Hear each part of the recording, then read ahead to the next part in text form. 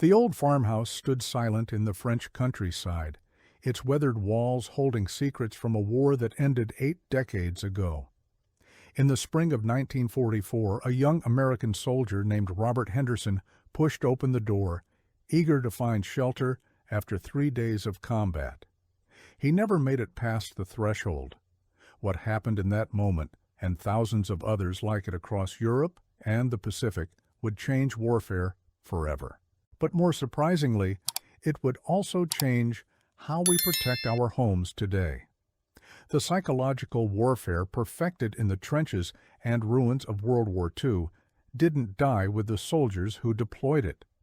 It evolved, adapted, and found its way into suburban neighborhoods across the world. This is the story of the forgotten booby trap, a weapon so effective that its mere reputation still deters criminals today, even though most people have forgotten where it came from. The year was 1942. In the dense forests of Belarus, German forces were dealing with a growing problem. Soviet partisans, irregular fighters operating behind enemy lines, were proving far more effective than anyone had anticipated. They struck supply convoys, eliminated sentries, and vanished into the wilderness before reinforcements could arrive. The German High Command needed a solution, and they found it in the mind of a civil engineer named Erich Hübner. Hübner wasn't a soldier by nature. Before the war, he had designed bridges and calculated load balances for commercial buildings in Hamburg. But war has a way of repurposing talent, and the Wehrmacht saw potential in his methodical mind. They assigned him to a special unit tasked with developing defensive measures against partisan activity. What he created would terrify soldiers on both sides of the conflict and influence security thinking for generations to come. The principle was deceptively simple. Traditional traps relied on concealment, hiding an explosive device where an enemy might step or trigger it accidentally. But Hübner understood something more fundamental about human psychology. The most effective trap wasn't the one that harmed the most people. It was the one that made people afraid to move at all. He began with an analysis of how soldiers behaved in occupied territory. When entering a building, troops followed predictable patterns. They checked corners first, looked for enemies, secured the ground floor, then moved upward. They opened doors cautiously, kicked furniture before sitting, and avoided obvious hiding spots. These were trained responses, drilled into every infantry soldier from basic training onward. Hübner's innovation was to exploit not what soldiers did, but what they did after they thought they were safe. He designed devices that activated on secondary or tertiary actions, not primary ones. A door that was safe to open but deadly to close. A chair that was safe to move but dangerous to sit in. A staircase where the third step from the top, not the bottom, was rigged to detonate. The first field tests occurred in a small village called Krasnoye in the autumn of 1942. German troops were abandoning a forward position, falling back to more defensible lines as Soviet forces advanced. Before leaving, Hübner's team spent 3 days preparing the village. They didn't just plant explosives, they orchestrated an entire environment of psychological warfare. In one house, they left the front door completely safe, but rigged the back door to a device containing 3 kilograms of explosive material. In another, they booby-trapped not the obvious supply cache in the basement, but the floorboards in the bedroom above it. They placed devices on the inside of cabinets, under loose floorboards, and behind picture frames. But most ingeniously, they left several rooms completely untouched. When Soviet forces occupied Krasnoye 3 days later, the results were exactly as Hübner had predicted. The first casualties occurred within hours, but the real impact came afterward. Soldiers became paralyzed by fear. They stopped moving efficiently through buildings. They spent hours checking every surface, every object, every shadow. What should have been a quick sweep and occupy mission turned into a week-long ordeal as engineers carefully dismantled device after device, never knowing if the next room would be clear or deadly. But the psychological impact went deeper than mere caution. Survivors of those first encounters reported something unexpected: nightmares. Soldiers who made it through booby-trapped buildings found themselves unable to relax in any structure afterward. They checked doors twice, avoided furniture, and slept on floors rather than beds. The trap had infected their minds, turning every building into a potential threat. Word spread quickly through Soviet ranks.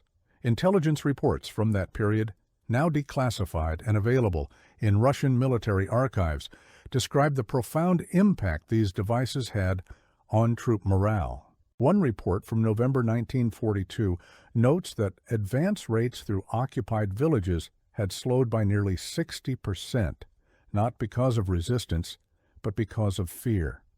The Germans weren't the only ones who recognized the power of this psychological approach. By 1943, both Allied and Axis forces were deploying increasingly sophisticated booby traps. British Special Operations executive teams operating in occupied France became masters of the art. American forces in the Pacific Theater learned from Japanese defenders who had turned entire islands into explosive mazes. But it was in Italy, during the grinding campaign up the peninsula in 1944, that booby trap warfare reached its terrible apex. The German retreat through Italy was one of the most skillfully conducted withdrawals in military history. At every phase, German engineers left behind a landscape transformed into a weapon itself. Monte Cassino, the ancient monastery that became the symbol of the Italian campaign, wasn't just a fortress. It was a masterwork of defensive engineering that included hundreds of carefully placed devices designed to slow the Allied advance. Engineers spent weeks preparing the approaches, creating a layered defense where each cleared obstacle might reveal another threat hidden beneath. One American combat engineer, Sergeant William Morrison from Pennsylvania, kept a detailed diary of his experiences, clearing paths through the ruins. His account, preserved in the National Archives, provides a harrowing glimpse into the mental toll of this work. In an entry from March 1944, he writes about spending 11 hours clearing a single room, knowing that one mistake would end his life and the lives of his team. Morrison describes the techniques they developed to cope with the psychological pressure. Teams would rotate every few hours to maintain focus. They developed elaborate checking procedures, sometimes spending 30 minutes examining a doorframe before attempting to open a door. They learned to look for disturbances in dust, unusual wear patterns on floorboards, and tension in wires that might be barely visible. But the most striking element of Morrison's diary is his description of how the fear followed him away from the battlefield. On leaving Naples, he found himself unable to enter buildings normally. He checked doors obsessively, avoided sitting in chairs, and slept poorly. The booby traps had become internalized, a part of his psychological makeup that he couldn't simply turn off. This psychological dimension was precisely what made these devices so effective, and it's the key to understanding why their influence persists today. The genius of the booby trap wasn't its explosive power. Mines and artillery shells delivered far more destructive force. The genius was in its ability to weaponize uncertainty, to make every action a potential threat, to transform the ordinary environment into something hostile and alien. By the final year of the war, booby trap doctrine had evolved into a sophisticated science. Training manuals from 1945, available in military archives across Europe and America, show the level of thought that went into these devices. Engineers learned to think like psychologists, anticipating not just physical movements, but mental states, emotional responses, and the ways humans adapt to danger. One particularly sophisticated technique, developed late in the war, involved creating false patterns. Engineers would place several obvious dummy devices in predictable locations, training the enemy to look for a certain type of threat. Then, after establishing this pattern, they would introduce the real device in a completely different configuration, Soldiers who thought they understood what to look for would relax prematurely, with deadly consequences. The end of World War II didn't end the use of booby traps, but it did transform how people thought about security. Thousands of combat veterans returned home carrying knowledge and experiences that would influence civilian life in unexpected ways. Many went into law enforcement, private security, or home protection industries. They brought with them an understanding of defensive psychology that had been refined in the most dangerous circumstances imaginable. In the late 1940s and early 1950s, a curious trend emerged in American suburbs. Home security systems began incorporating design elements that seemed oddly familiar to anyone who had served in Europe or the Pacific. Alarms weren't just placed on obvious entry points like front doors and ground floor windows. They were positioned to create uncertainty, to make potential intruders constantly aware that they might trigger something unexpected. One of the pioneers in this field was a former Army engineer named Thomas Caldwell. After serving in Italy, where he spent 18 months clearing booby traps, Caldwell returned to Ohio and started a small security company. His approach to home protection was revolutionary for its time because it focused not on making homes impenetrable, but on making them psychologically intimidating. Caldwell's insight was simple but profound. You didn't need actual booby traps to leverage their psychological power. You just needed to create the impression that they might be there. His security systems included visible and hidden components, obvious alarms and concealed sensors, predictable protections, and unexpected ones. The goal was to create the same sense of uncertainty that had paralyzed soldiers in war zones. In a 1953 interview with a home improvement magazine, Caldwell explained his philosophy. A determined burglar can overcome almost any physical barrier, he said, given enough time and the right tools. But what you can do is make them doubt. Make them wonder if the next window they try will trigger an alarm. Make them question whether that shadow in the hallway is a sensor. Make them afraid of what they don't know. This approach proved remarkably effective. Houses protected by Caldwell's systems were burgled at rates far below their neighbors, not because the security was actually better in any technical sense, but because potential intruders avoided them entirely. The reputation spread through criminal networks. Certain streets, certain neighborhoods became known as places where houses had unexpected protections. Thieves went elsewhere, choosing easier targets. The 1960s and 70s saw this psychological approach to security become increasingly sophisticated. New companies emerged, founded by veterans of World War II and later Korea, each bringing military defensive doctrine to civilian applications. They understood that security wasn't just about locks and alarms. It was about perception, deterrence, and the manipulation of human psychology. One particularly influential figure was retired Marine Colonel James Fitzgerald, who had studied Japanese defensive tactics in the Pacific Theater. Fitzgerald observed that the most effective Japanese positions weren't the most heavily armed. They were the ones that created maximum uncertainty. Defenders would leave obvious approaches unguarded while heavily protecting unexpected angles. They would create killing zones in places that looked safe and leave dangerous terrain undefended. After the war, Fitzgerald applied these lessons to urban security consulting. Working primarily with banks and jewelry stores, he designed protection systems that relied heavily on unpredictability. Cameras were placed in unexpected locations. Alarm systems had backup triggers in unusual spots.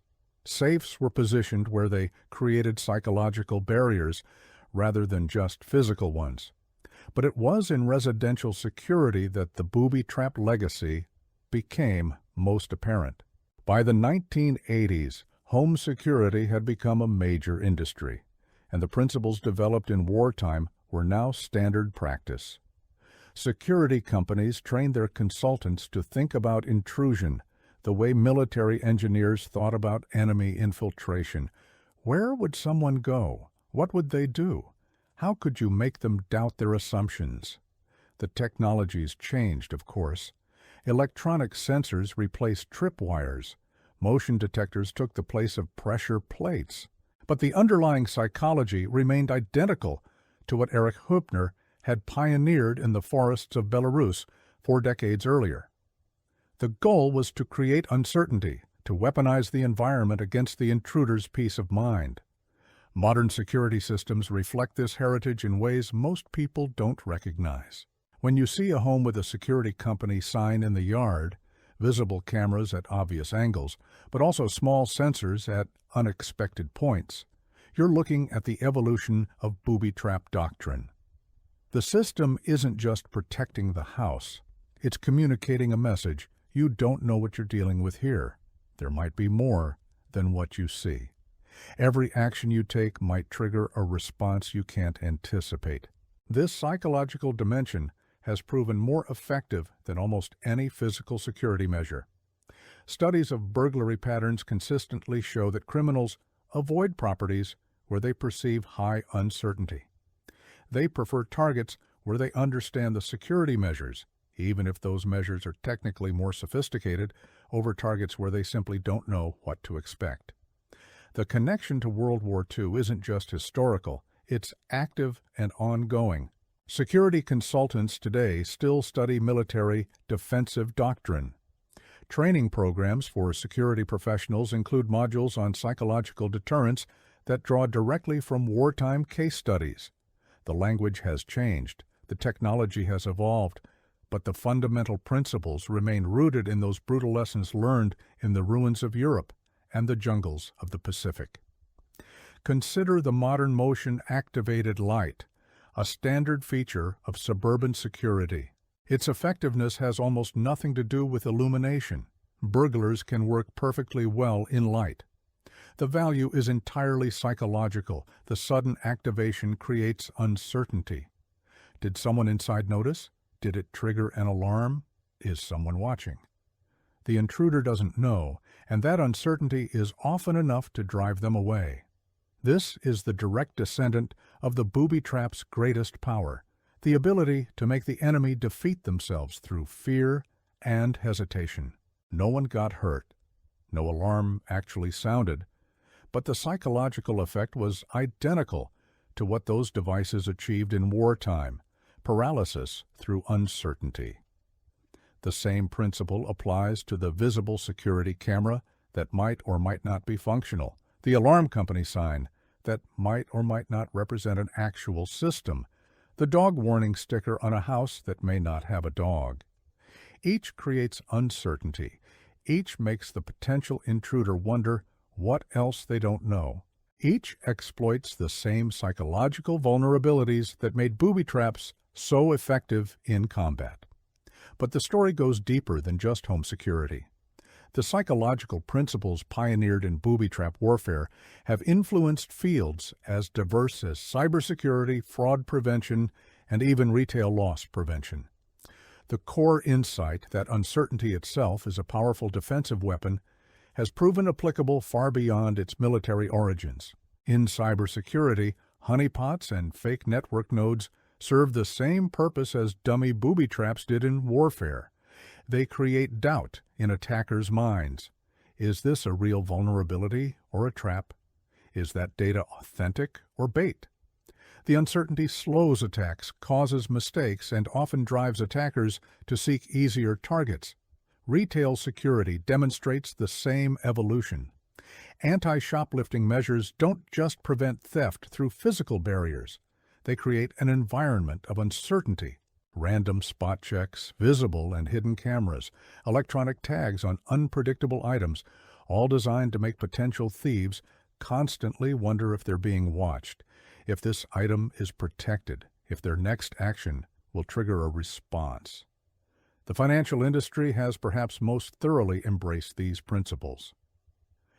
Fraud prevention systems work by creating uncertainty in potential fraudsters' minds. They don't just block suspicious transactions. They create an environment where criminals can't reliably predict which actions will trigger flags, which patterns will draw attention, which techniques will succeed. the uncertainty itself becomes the defense. Throughout all these applications runs a common thread connecting back to those original World War II devices. The understanding that human psychology, properly leveraged, can be more effective than any physical barrier. That fear of the unknown is more powerful than fear of the known.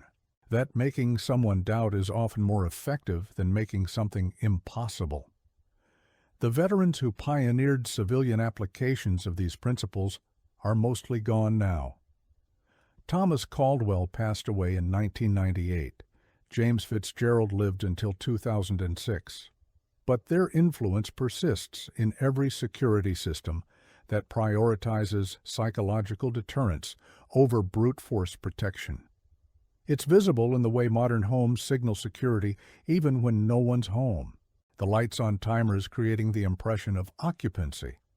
The car in the driveway suggesting someone's present. The dog bowl by the door implying a guardian within.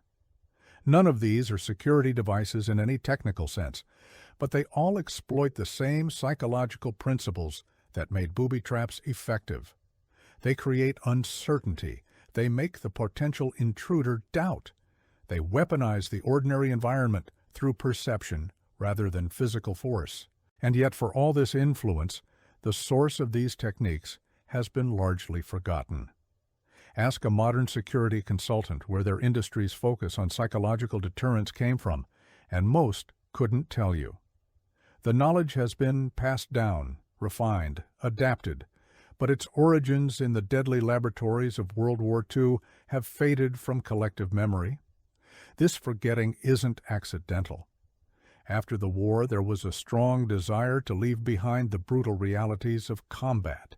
Veterans didn't want to talk about booby traps and the psychological warfare they had experienced. They wanted to move forward, to build peaceful lives, but they carried their knowledge with them, applied it in new contexts, and created civilian industries that unknowingly preserved military doctrine. The archives tell a different story than popular memory. When researchers dig into the development of modern security thinking, they consistently find connections to wartime experience. Company founders who were combat engineers, consultants who served in explosive ordnance disposal, trainers who learned their trade-clearing minds in traps across Europe and Asia. One particularly telling document discovered in corporate archives during a merger in 2012 was a training manual from a major security company's early years. Written in 1957, it explicitly referenced military booby trap tactics, describing how to translate combat defensive principles into civilian security applications. The language is remarkably direct. Create uncertainty, exploit psychological vulnerabilities, make the environment itself a deterrent. These explicit connections became less common over time. By the 1970s and 80s, security training manuals rarely mentioned military origins. The techniques remained, but the historical context faded. Younger security professionals learned the methods without learning where they came from. The booby trap legacy became invisible, preserved in practice, but forgotten in memory. This invisibility makes the influence even more pervasive. Because people don't recognize the source, they don't question the assumptions. The idea that security should focus on psychological deterrence rather than just physical barriers has become so accepted that it seems natural, inevitable, obvious. Few realize it was a learned approach developed under extreme circumstances and adapted for peacetime application. The ethical dimensions of this legacy are complex. On one hand, using psychological principles to deter crime without actually harming anyone seems clearly preferable to more violent alternatives. Nobody gets hurt when a burglar decides to avoid a house because they're uncertain about its defenses. That's an unambiguous good, but there is also something unsettling about the way warfare's darkest innovations become normalized in civilian life. The booby trap was designed to terrorize, to exploit fear, to weaponize uncertainty in the most literal sense. That we've found peaceful applications for these principles doesn't erase their origins. It raises questions about how deeply military thinking has influenced civilian society, often in ways we don't recognize. These questions become more pressing as technology advances. Modern security systems incorporate artificial intelligence, predictive analytics, and sophisticated sensor networks. They can learn behavior patterns, anticipate intrusions, and create dynamic responses that would have seemed like science fiction to those World War II engineers.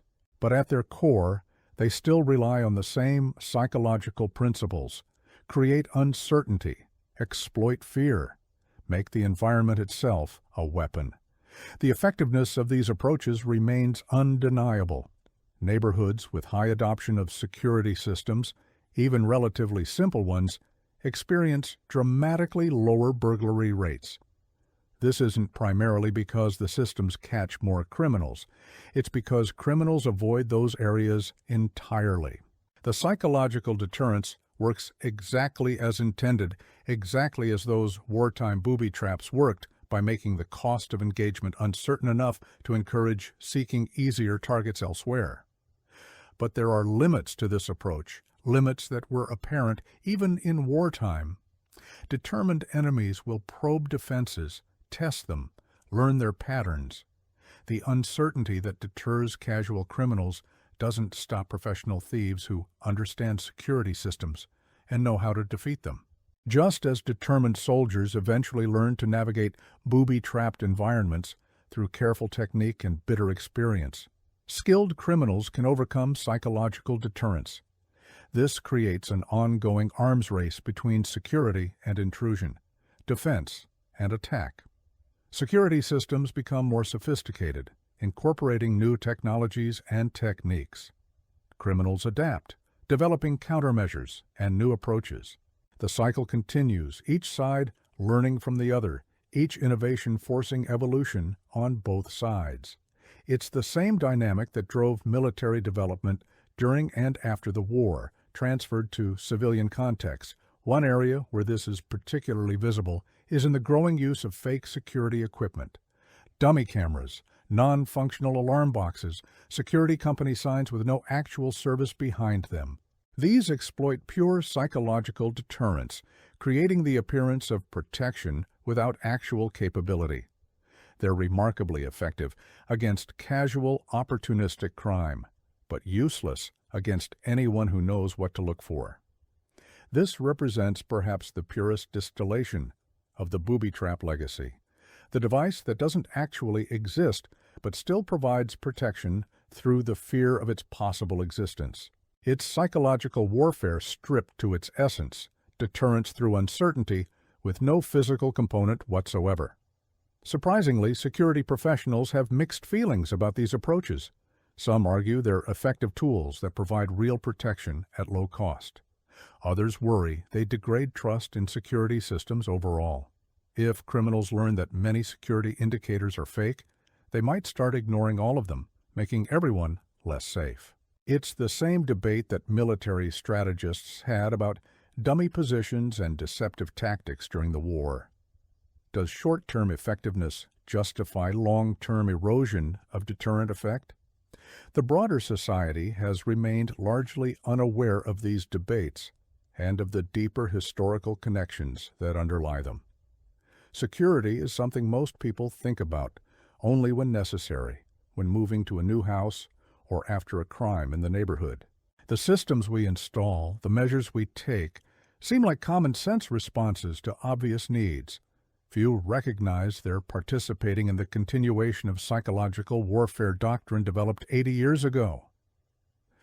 This lack of awareness isn't necessarily problematic. Security systems work regardless of whether users understand their psychological foundations. A motion-activated light deters burglars through uncertainty whether or not the homeowner knows that principle derives from booby trap doctrine. The effectiveness is independent of the user's historical knowledge. But there is value in understanding where our tools and techniques come from. It provides context for current practices, insight into why certain approaches work better than others, and perspective on how warfare shapes civilian life in unexpected ways. The booby trap legacy is part of a larger story about how societies absorb and adapt military innovations, transforming weapons into tools, combat tactics into security measures, psychological warfare into crime deterrence. This story continues to evolve. Each generation of security technology brings new capabilities and new questions. Artificial intelligence systems that can predict criminal behavior patterns, facial recognition networks that identify potential threats before they act. Comprehensive surveillance systems that eliminate privacy in the name of security. Each represents a continuation of the same fundamental approach: use information and psychology to create environments that deter threats before they materialize. These newer systems raise ethical concerns that go beyond those inherent in traditional security measures. There's a difference between making a burglar uncertain through clever placement of cameras and sensors and creating a surveillance state that monitors everyone constantly. The former preserves the booby trap's focus on psychological deterrence. The latter represents something different, a shift from creating uncertainty to eliminating it entirely. Yet both trace their lineage back to those original innovations in defensive psychology. Both reflect military thinking about how to control environments and influence behavior.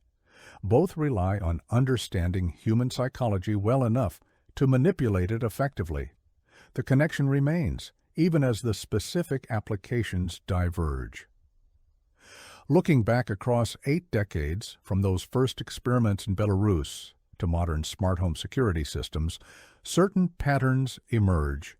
The core insight about uncertainty's power has remained constant. The specific technologies have evolved dramatically. The ethical questions have become more complex, but the fundamental approach to security through psychological deterrence, pioneered in the darkest days of global war, continues to shape how we protect ourselves today. The veterans who brought these techniques home did more than start companies or train security professionals. They fundamentally altered how civilian society thought about protection. Before World War II, security was primarily about physical barriers, locks, bars, walls. After the war, it became about psychology, deterrence, uncertainty, perception. This represented a profound shift in thinking, driven by men who had learned brutal lessons about human nature under fire. Most of those men never spoke publicly about these connections. They didn't market their services by referencing their combat experience. They built businesses, raised families, and tried to leave the war behind. But they couldn't help bringing their knowledge with them, applying hard-won expertise to new problems, translating military doctrine into civilian applications. Their legacy surrounds us now, largely invisible but constantly present. Every security system that focuses on deterrence over force, every alarm that relies on uncertainty over capability, every protective measure that weaponizes psychology rather than physics. These are the descendants of booby trap doctrine, adapted and evolved, but fundamentally unchanged in their approach to security. The word booby trap itself has largely disappeared from polite conversation. It carries associations with warfare and violence that don't fit modern security marketing. Companies talk about smart homes, integrated systems, comprehensive protection. They don't mention the military origins of their psychological tactics. They don't advertise the connection to wartime innovations in defensive psychology. But the connection remains, preserved in practice, if not in memory. When a security consultant recommends placing sensors in unexpected locations, creating layered defenses, using visible and hidden components, they're applying booby trap principles even if they've never heard the term. The knowledge has become so thoroughly integrated into security thinking that its sources have been forgotten. This is perhaps the ultimate victory of those World War II innovations. Not that they became famous or recognized, but that they became invisible, so thoroughly absorbed into civilian security practice that they seem natural, obvious, inevitable. The booby trap that scares away burglars today doesn't need to exist. Its ghost is enough, the mere possibility of its presence sufficient to deter. That's the power of psychological warfare perfectly realized. In the end, the story of the forgotten booby trap is really a story about how societies process trauma and innovation. World War II veterans returned home carrying knowledge and experiences that were too dark to discuss openly, but too valuable to discard.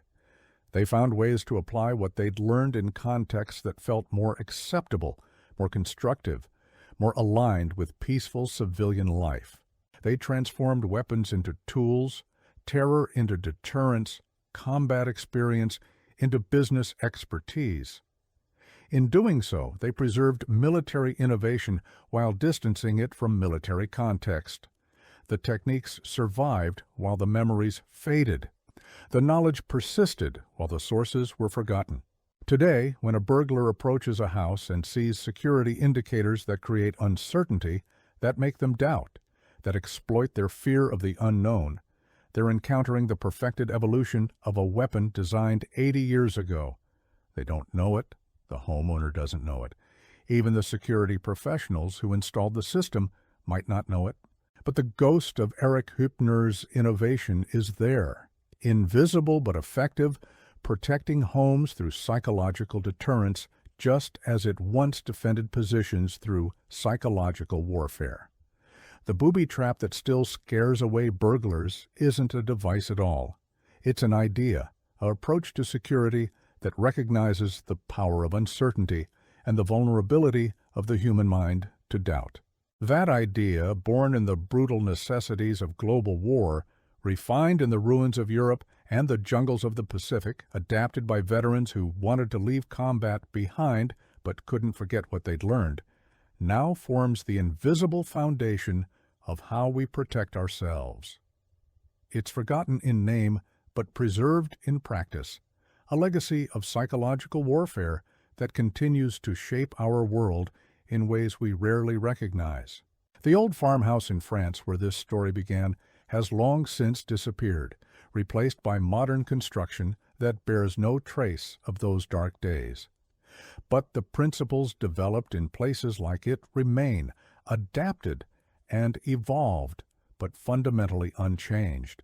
Every time a security light activates unexpectedly, every time a visible camera creates uncertainty about hidden ones, every time a potential criminal decides the risk isn't worth it because they don't know what they're facing, those World War II innovations live on.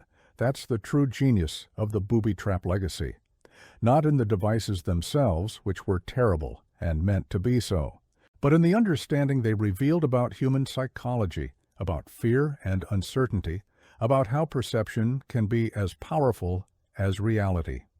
That understanding, stripped of its violent context and applied to peaceful purposes, became the foundation of modern security thinking. And so the forgotten booby trap continues its work not through explosives or injury, but through the ghost of its existence, the possibility it represents, the uncertainty it creates, protecting homes, deterring criminals, and preserving a legacy that most people don't know exists, silent, invisible, and remarkably effective, just as it was designed to be all those years ago in the dark heart of history's greatest conflict.